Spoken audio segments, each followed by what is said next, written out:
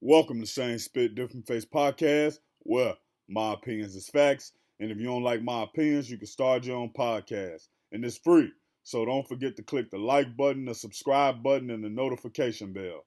Couple shooters, rulers be long as a college lecture. I be trying to tutor, get money, the only lesson. He say he a step on him until he stepless. He be yelling gang, I know I'm the nigga repless. I be Leah gang, play with her, I'm at your necklace. Running up the digits, think calories, treadmill. Got homies getting money even though they eating fed meals. Hands hang, how you gon' tell me to pull them up? Foreign wheels peel like potatoes, I'm pulling up. I just hit a lick on the split and I split it up. Yeah, I split it up. Yeah, I split it up. If you like the hip hop artist you just heard, go to the description and subscribe to the YouTube. So let's talk Tekashi 6IX9INE on Rick Ross. Also follow Same Spit Different Face on Instagram. Now, Spit Squad, Tekashi 6IX9INE thought he was trying to make what was a good point, and in some instances, it is a good point. So basically, he tried to say, yo, Meek Mill talk all this gangster stuff, say he don't like the police, say he against this, but he signed to Rick Ross and he was a CO. And, you know, what do you consider a CO? And he was like, that's a police, right? And then WACK 100 was like, nah, that's not a police. He said, because when you really think about what COs are, he say, man, it's a lot of COs in there who from the neighborhood and they down. They just happen to stay on the right side of the law, not get no things, and they was able to get that job. So he say, when people trying to get drugs in jail, when people trying to get phones in jail, when there's somebody who done did something wrong on the street and you want to get at them without repercussions or consequences, that CO who down with the hood, or that CO who on the payroll, he gonna look the other way. He was like, how you think Jeffrey Dahmer got in jail? And then Tekashi didn't know who Jeffrey Dahmer is. And basically, small history lesson, Jeffrey Dahmer is a guy who basically used to take young boys, drug them and kill them and cut their heads off and put them in his deep freezer. Real wild, weird stuff, right?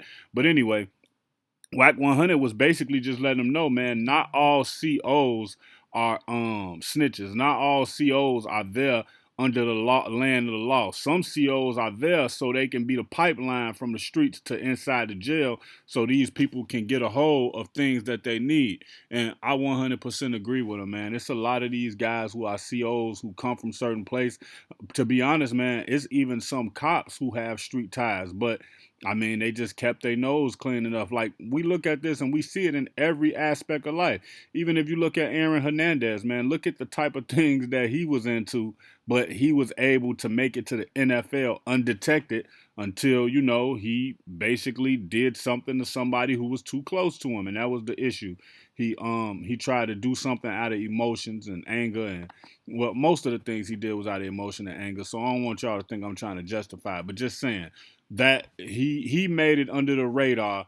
So it's no different than if a guy was a correction officer and he basically was in there trying to get things in and out for the people. Now, Rick Ross got a book called Hurricane, and he kind of tried to explain it off like that, like, yo, it wasn't that I was like, yeah, I want to be the best correctional officer and I want to make sure these guys.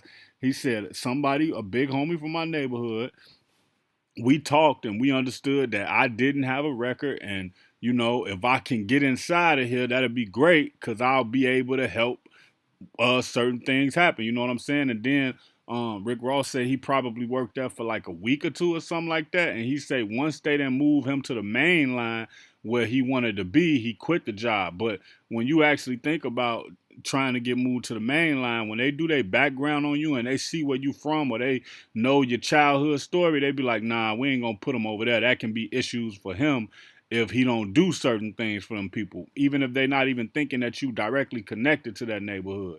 They thinking like, okay, outside of this job, if he don't do what they say, he can be compromised because they probably know his family, etc. And not saying that they said that, just saying I can understand why they wouldn't put somebody who from that neighborhood over there with them to basically just be like the governing figure, you know what I'm saying? Like the person to try to keep law and order inside of there. But WACK 100 set them straight on that, so salute them for that one.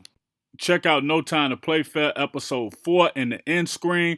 Think Power meets Snowfall meets the trenches of Chicago. Spit Squad, drop below in the comments and let me know what you think. And it's free, so click the like button, the subscribe button, and the notification bell. Peace.